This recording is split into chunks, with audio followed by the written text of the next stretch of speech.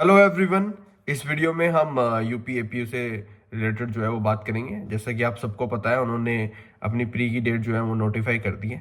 इस वीडियो में हम बात करेंगे कैसे आप जो है वो फर्स्ट टाइम में इस एग्ज़ाम को क्लियर करें। आगे बढ़ने से पहले जो है आप चैनल को सब्सक्राइब कर लो। इस चैनल में हम जो भी लेटेस्ट वैकेंसीज होती है या उनसे रिलेटेड जो भी नोटिफिकेशन होता है वो नोटिफाई करते हैं।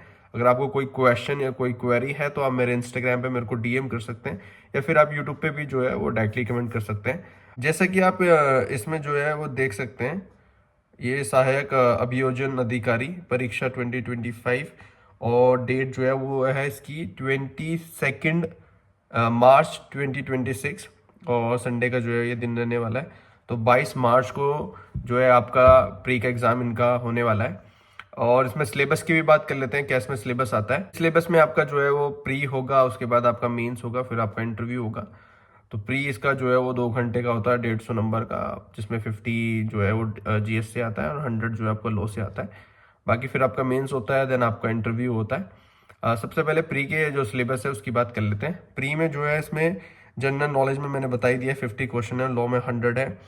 और जो जनरल नॉलेज में है वो जनरल साइंस से 8 question, current event of national and international important 10 question, history of India 8 question, Indian national movement जो है वो 8 question, Indian polity and economy 8 question, world geography and population 8 question.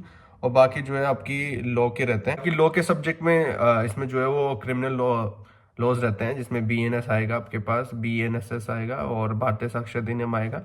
Plus आपके पास जो है वो यूपी पुलिस रेगुलेशन एक्ट आता है, उससे भी जो है इसमें क्वेश्चन आते हैं। क्वेश्चन जो है वो 35 जो है वो बीएनएस से होंगे, बाकी 25, 15 एंड 15 इस टाइप के जो है वो क्वेश्चन में जो है ना डिवाइड किया हुआ है। आप इनकी वेबसाइट में जाके भी एक बार इसको चेक कर सकते हैं कितने क्वेश्चन आएंगे, या फिर आप जो प्रीवियस ईयर क्वेश्चन पेपर्स को देखेंगे वहाँ से भी आपको क्वेश्चन पेपर का पैटर्न जो है वो समझ आ जाएगा। उस मेंस में जो है वो 4 पेपर होते हैं। एक तो जो है आपका जो जनरल नॉलेज से रिलेटेड है, एक आपका लैंग्वेज का, एक आपका जो आता है एविडेंस एक्ट से रिलेटेड, और एक आता है आपका लॉ एंड पुलिस ऑर्डर से रिलेटेड, जिसमें बाकी ये पुलिस रेगुलेशन एक्ट्स भी जो है इसमें इंक्लूड हो जाता है। थर्ड स्टेप में आता है आपका इंटरव्यू। इंटरव्यू जो है वो 50 नंबर्स का है। देखो, ये आपका जो है वो सिलेबस है, और किसी भी एग्जाम को क्लियर करने के लिए सबसे इम्पोर्टेंट चीज़ है कि आप उसका सिलेबस आपको जो वो पता हो, और आपको हर एक पोर्शन को, चाहे वो यूपी पुलिस का एक्ट हो, रेगुलेशन हो, या फिर कोई भी एक्ट हो, उसको आपको कंप्लीटली टच करना है। उसमें से एक भी क्वेश्चन आपका टारगेट होना चाहिए कि नहीं छूटना चाहिए, क्योंकि कंपटीशन बहुत टफ है, नेक टू नेक चलता है। एक एक क्वेश्चन, एक एक नंबर, एक एक मार्क्स है। इवन पॉइंट्स में भी जो है वो मार्क्स से आपका एंट्री या एग्जिट जो है वो डिसाइड होता है। तो आप कभी भी ये मत सोचिए कि मैं ये एक्ट नहीं पढ़ूंगा, इससे 15 क्वेश्चन नहीं करूंगा।